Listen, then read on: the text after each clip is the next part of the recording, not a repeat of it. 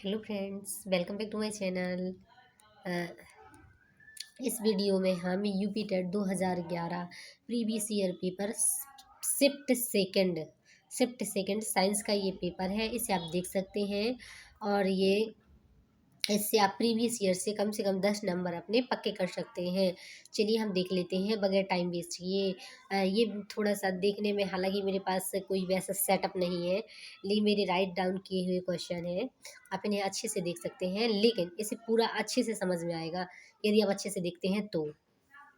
फूल के ये है, आप देख सकते हैं फूल। हाँ, फूल के चमकीला तथा आकर्षक अंश है। तो ये है पेटल्स। पेटल्स को दल कहते हैं और इसको पूरे समूह को कोरोला कहते हैं। कॉलरा होता है, किसके द्वारा होता है? बैक्टीरिया द्वारा कॉलेरा होता है। ये किसके द्वारा? बेब्रियो कलेरी द्वारा कॉलेरा होता है। अंडे उत्तम स्रोत हैं। अंडे किसके हैं? प्रोटीन के उत्तम स्रोत हैं।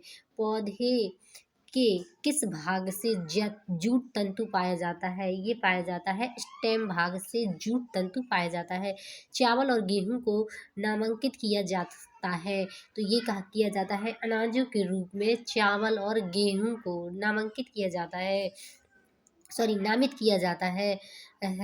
पौधे पौधे जो अपना खाद्य बना सकते हैं कहलाते हैं ऑटोट्रॉफ, अर्थात जो अपना भोजन स्वयं बना सकते हैं वो ऑटोट्रॉफ है। पेड़ पौधे ऑटोट्रॉफ है, मनुष्य है जो हेटेरोट्रॉफ है।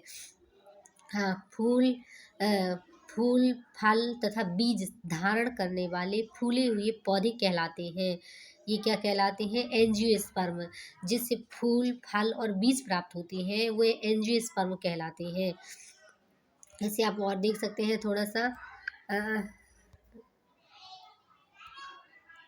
हाँ, एकल एकल कोशा प्राणियों को वर्गीकृत किया जाता है किसमें? प्रोटोजोन के रूप में। एकल कोशा जैसे यूग्लिना है, पेरिमीशियम, ये है एकल कोशा, मतलब जिनमें एक कोशिका विद्यमान होती है या रहती है, तो उन्हें एकल कोशा कहते हैं। ये भ्रमित करने के लिए ऐसा लिख दिया जाता है, वैसा ही मैंने लिखा है जिस तरह से क्वेश्चन आए थे। तो प्रोटोजोन के रूप में। और आप इसे देख सकते हैं अच्छे से। अ, हाँ। तो ये निम्न में से कौन द्विबीजपत्री है? तो ये द्विबीजपत्री में जितनी भी दालें रहती हैं वो द्विबीजपत्री के अंतर्गत आती हैं। और जो जैसे ये डाइकोट कहलाते हैं, और मोनोकोट क्या है? जो जैसे अनाज कैटेगरी वाले हैं ये सब क्या कहलाते हैं? मैंगो है। मैंगो भी मोनोकोट में डाइकोट में आता है, क्योंकि यदि उसे तोड़ते हैं उसकी बीज को, बीच में गोल गोल सी बीज रहती है, यदि उसे तोड़ते हैं तो दो भागों में डिवाइड हो जाती है। तो ये क्या है? मक्का मक्का मोनोकोट के अंतर्गत आता है, मतलब जितनी भी है अनाज के टाइप सीरियल्स हैं या अनाज है, ये सभी मोनोकोट में आती हैं। और डाइकोट में कौन सा आता है? डाइकोट में सभी दालें आती हैं। बरगद के पौधे की जड़ है, तो ये बरगद के पौधे की जड़ें अपस्थानिक जड़ें होती हैं। अशुद्धि से पूर्ण रूप से मुक्त परम शुद्ध जल को कहा जाता है। क्या कहा जाता है? अशुद्ध जल कहा जाता है। अशुद्धि से पूर्ण रूप से मुक्त परम शुद्ध जल को आशुद्ध जल कहा जाता है। किस पद्धति द्वारा 1 बिलियन से विलेय प्राप्त किया जाता है? वाष्पन विधि द्वारा। क्या किया जाता है? वाष्पन विधि द्वारा। बिल हाँ किस हाँ सॉरी किस पद्धति द्वारा विलयन से विलेय प्राप्त किया जाता है? ये वाष्पन विधि द्वारा प्राप्त किया जाता है। जल जनित रोग क्या है? डिप्थीरिया। क्वार्टज के अवयव हैं सिलिकॉन और ऑक्सीजन, मतलब SiO2 क्वार्टज, ये ऑक्सीजन से और सिलिकॉन से मिलकर बना हुआ है क्वार्टज। किसके जलने से सबसे अधिक वायु प्रदूषण होता है? तो कोयला के जलने से सबसे अधिक वायु प्रदूषण होता है। किसके जलने से सबसे अधिक वायु प्रदूषण होता है? ये तो हो गया अलग ही। निम्न में से कौन सा पदार्थ जल में नहीं घुलता है? तो आपको कॉमन सभी को मालूम होगा, बच्चे बच्चे जानता है कि ऑयल जो है, तेल है, तो वह है जल में नहीं घुलता है। चलिए अब हम नेक्स्ट देखेंगे। हाँ, तो ये है, सॉरी, हाँ, तो ये है नेक्स्ट क्वेश्चन हमारे। वित्तकृमि परिवर्तन कौन सा नहीं है। तो केरोसिन का जलना विकृमि परिवर्तन नहीं है, मतलब विकृमि परिवर्तन नहीं है। मतलब एक रिवर्सिबल, विक्रम मतलब रिवर्सिबल, कौन सा रिवर्सिबल है जिसका एक बार यूज कर ले फिर पुनः प्राप्त हो जाए, तो ये कहते हैं हाँ, ये कहलाता है रिवर्सिबल। तो ये केरोसिन का जलना रिवर्सिबल नहीं है। केरोसिन यदि यानी कि मिट्टी का तेल डाल देते हैं और फिर जलाते हैं तो वो डायरेक्ट जल जाता है, फिर दोबारा हमें प्राप्त नहीं होता है। निम्न में से किस पदार्थ के अणुओं में एक ही प्रकार के परमाणु रहते हैं? O2 में एक ही प्रकार के परमाणु रहते हैं। जैसे O2 हो गया तो एक ही प्रकार के परमाणु हैं। निम्न में से कौन मिश्र धातु है? स्टेनलेस स्टील मिश्र धातु है। निम्न में से कौन सा सूत्र ओजोन का अणु सूत्र है? O3।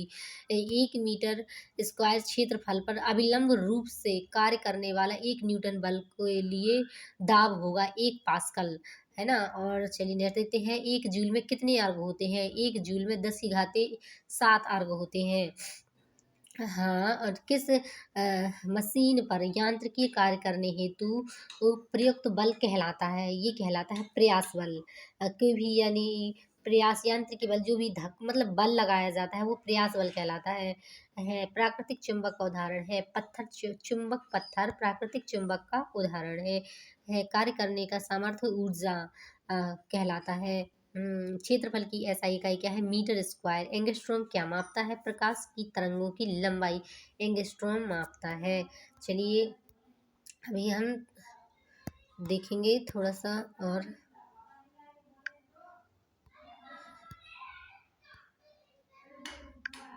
ये है कुछ क्वेश्चन थोड़े से रह गए हैं। कंघी का कागज के छोटे टुकड़ों में आकर्षित करने का कारण है स्थिर वैद्युतीकरण बल के कारण कंघी का कागज एक कंघी का कागज के छोटे टुकड़ों को आकर्षित करने का कारण क्या है? ये है स्थिर वैद्युतीकरण बल। बल को मापा जाता है, बल को मापा जाता है किसकी? स्प्रिंग तुला के प्रयोग द्वारा। स्प्रिंग तुला के प्रयोग द्वारा, जो स्प्रिंग होती है उसकी तुला के प्रयोग द्वारा मापा जाता है बल को। घर्षण को बढ़ाया जा सकता है खुरदरी सतहों द्वारा, घर्षण को बढ़ाया जा सकता है। खुरदरी सतह होती हैं उनके द्वारा घर्षण को बढ़ाया जा सकता है। इसे आप अच्छे से देख सकते हैं। और ओके, अब यदि आपको ये वीडियो अच्छा लगे तो इन्हें आप इसे लाइक करिए, सब्सक्राइब करिए, और ओके बाय, टेक केयर।